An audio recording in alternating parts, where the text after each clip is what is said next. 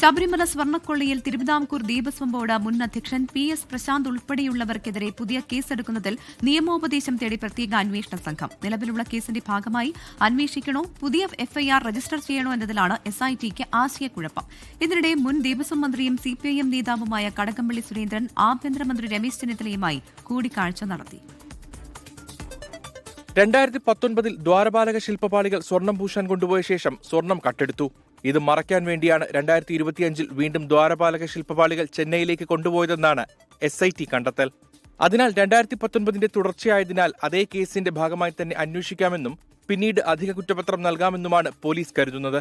എന്നാൽ 2019 നടന്ന സംഭവവും 2025 സംഭവവും തമ്മിൽ വർഷങ്ങളുടെ വ്യത്യാസമുള്ളതിനാൽ പുതിയ കേസെടുക്കണമെന്ന് മറ്റൊരു വിഭാഗം ഉദ്യോഗസ്ഥരും അഭിഭാഷകരും പോലീസിനെ അറിയിച്ചു. ഇതോടെയാണ് നിയമോപദേശം തേടിയ ശേഷം അന്തിമ തീരുമാനമെടുക്കാൻ തീരുമാനിച്ചത്. പഴയ കേസിന്റെ ഭാഗമായി അന്വേഷിച്ചാൽ PS പ്രശാന്ത്, മുൻ ദേവസ്വം ബോർഡ് അംഗങ്ങൾ, ശബരിമല തന്ത്രി പോലുള്ളവരുടെ അറസ്റ്റ് ഒഴിവാക്കും. അതേസമയം കേസിൽ ഹൈക്കോടതി സർക്കാരിന്റെ അഭിപ്രായം തേടുമ്പോൾ സർക്കാർ നിലപാടറിയിക്കുമെന്നും മന്ത്രി K മുരളീധരൻ. ശബരിമലയുടെ സ്വർണ്ണക്കൊള്ള സംബന്ധിച്ച് സാർ അംഗീകരിക്കാറ് അത് SITയുടെ പൂർണ്ണ നിയന്ത്രണത്തിലാണ്. ആ അന്വേഷണത്തിൽ സർക്കാരിന് ഇടപെടാനുള്ള അവകാശമില്ല. ഹൈക്കോടതിയിൽ പൂർണ്ണമായിട്ടുള്ള റിപ്പോർട്ട് ചാർജ് ഷീറ്റ് കൊടുത്തതിന് ശേഷം സർക്കാരിനോട് അഭിപ്രായം ചോദിക്കുമ്പോൾ സർക്കാർ അഭിപ്രായം രേഖപ്പെടുത്തുന്നതാണ്. ശബരിമല സ്വർണ്ണക്കൊള്ള വീണ്ടും രാഷ്ട്രീയ ചർച്ചയാകുന്നതിനിടെയാണ് മുൻമന്ത്രി കടകംപള്ളി സുരേന്ദ്രൻ ആഭ്യന്തരമന്ത്രി രമേശ് ചെന്നിത്തലയുമായി കൂടിക്കാഴ്ച നടത്തിയത്.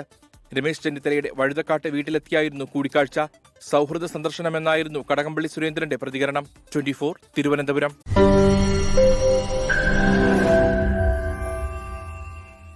ലോകത്തെവിടെയായാലും ഏത് സമയത്തും 24 വാർത്തകളും ഓഗ്മെന്റഡ് റിയാലിറ്റി പാക്കേജുകളും എക്സ്പ്ലെയിനറുകളും വിശദമായി കാണാൻ ഞങ്ങളുടെ YouTube ചാനൽ നിങ്ങൾക്ക് സബ്സ്ക്രൈബ് ചെയ്യാം.